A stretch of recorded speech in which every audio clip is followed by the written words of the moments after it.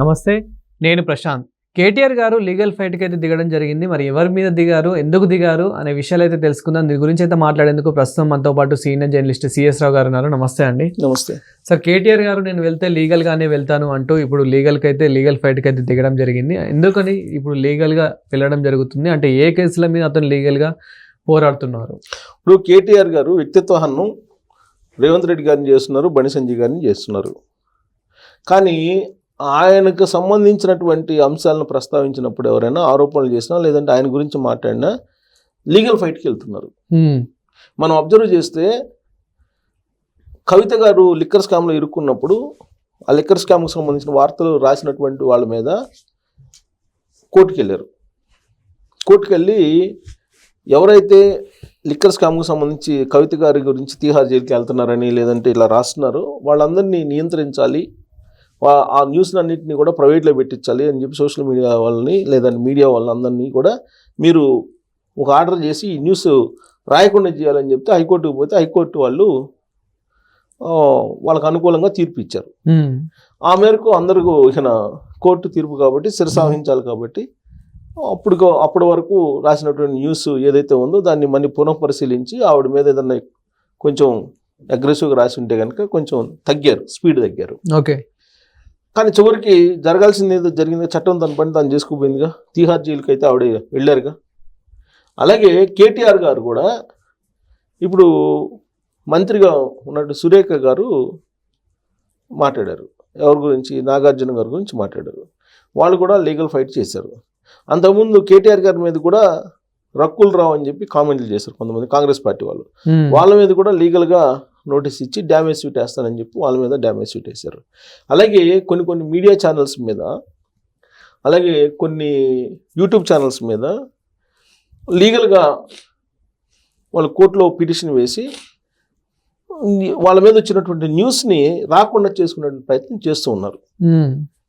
ఇది తరచూ వాళ్ళు చేస్తున్నటువంటి కార్యక్రమం. చెయ్యొచ్చు, ఎందుకంటే లీగల్గా వాళ్ళకి అవకాశం ఉంది కాబట్టి. వాళ్ళకే కదా ఎవరికైనా అవకాశం ఉంది. లీగల్గా న్యాయబద్ధంగా పోరాడేటువంటి అవకాశం ప్రజాస్వామ్యం కల్పించింది కాబట్టి కోర్టులకు వెళ్ళి కోర్టుల నుంచి ఆర్డర్స్ తీసుకొచ్చుకున్నారు. సరే, కోర్టులో ఏం జరుగుతుంది ఏంటి అనేది సపరేట్ ఇష్యూ. చట్టాలు ఏ విధంగా ఉన్నాయి, న్యాయస్థానాలు ఏ విధంగా ఉన్నాయి, కొంతమంది న్యాయవాదులు ఎలా ఉన్నారు, ఇవన్నీ కూడా మనం ఈ మధ్యకాలంలో చూస్తూ ఉన్నాం. అయితే న్యాయస్థానానికి వెళ్ళి మీడియా నోరు మూపించేదానికి ఎప్పటికప్పుడు ప్రయత్నం చేస్తూనే ఉన్నారు ఎవరు? కేటీఆర్ గారు. ఇప్పుడు తాజాగా కేంద్ర హోంశాఖ సహాయ మంత్రిగా ఉన్న బండి సంజయ్ గారి నోరుని మూపించడానికి ప్రయత్నం చేస్తున్నారు. ఏ విషయంలో అని అంటే ఫోన్ ట్యాపింగ్కి సంబంధించినటువంటి అంశంలో బండి సంజయ్ గారు ఈయన కేటీఆర్ గారి గురించి అనేక సందర్భాల్లో మాట్లాడారు. ఎవరు?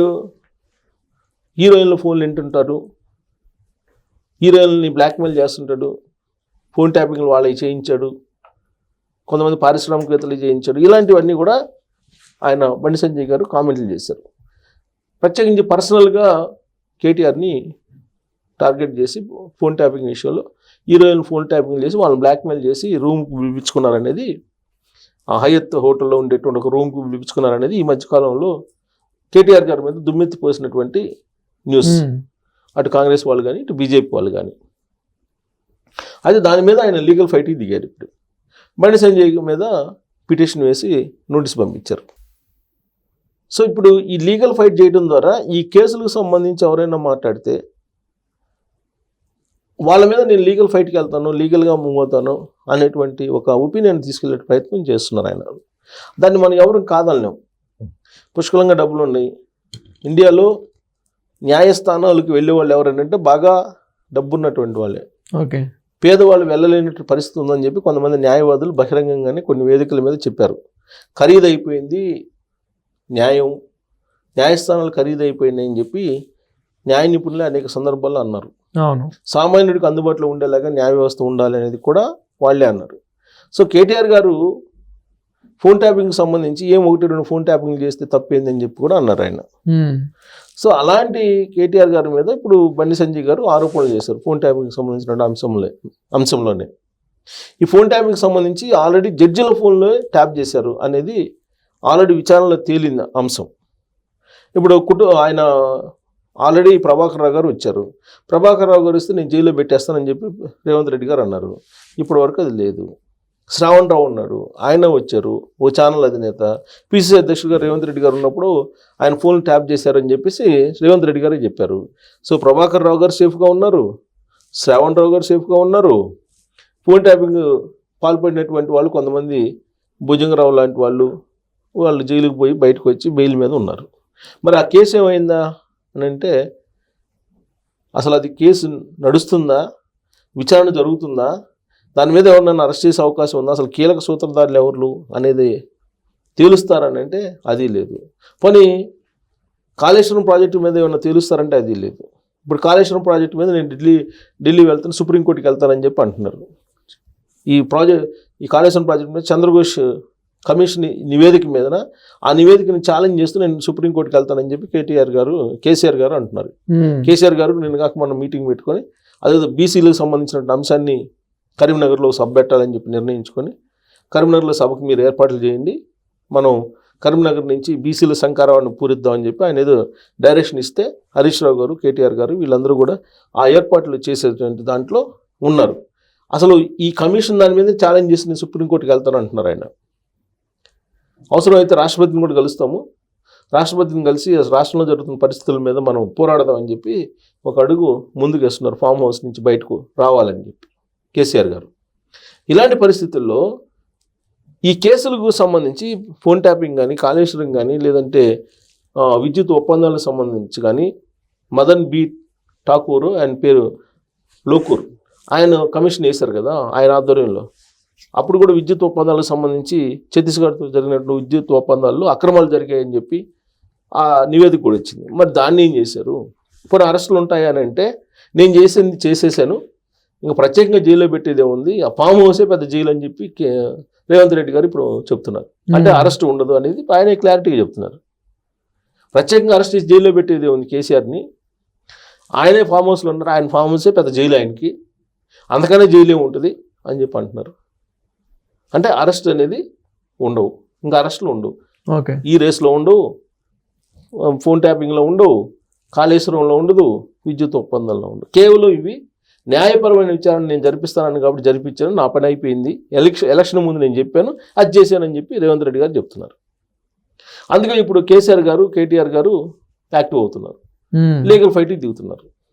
లీగల్ ఫైట్కి దిగి ఆయనేమో కాళేశ్వరం మీద సుప్రీంకోర్టుకి, ఈయనేమో మణి సంజయ్ గారి మీద ఫోన్ ట్యాపింగ్ దాని మీద ఈయన హైకోర్టుకు వెళ్ళి ఈ ఫోన్ ట్యాపింగ్ మీద మా వ్యక్తిగతమైనటువంటి డ్యామేజ్ చేస్తున్నారు మమ్మల్ని, ఆ వ్యక్తిగత డ్యామేజ్తో పాటు సమాజంలో పరువు పోయేలాగా మాకు డ్యామేజ్ కలిగిస్తున్నారు. సో అనే యాంగిల్లో ఆయన నోటీస్ ఇచ్చేసి బీజేపీ కేంద్ర హోంశాఖ మంత్రికే ఇచ్చారు ఆయన, బండి సంజయ్ గారికి. ఇంతకుముందు కూడా బండి సంజయ్ గారికి ఇచ్చారు 1-2 సందర్భాల్లో. సో పేపర్ లీక్ అయినట్టు కేసులు, వాళ్ళ ప్రభుత్వంలో ఉన్నప్పుడు కూడా పేపర్ లీక్ అయినట్టు కేసుల్లో కూడా ఆధారాలు ఉంటే మీరు ఇవ్వండి అని చెప్పి బండి సంజయ్ గారిని ఇన్సిస్ట్ చేశారు అప్పట్లో కూడా. సో కాబట్టి ఇది కొత్త ఏం కాదు.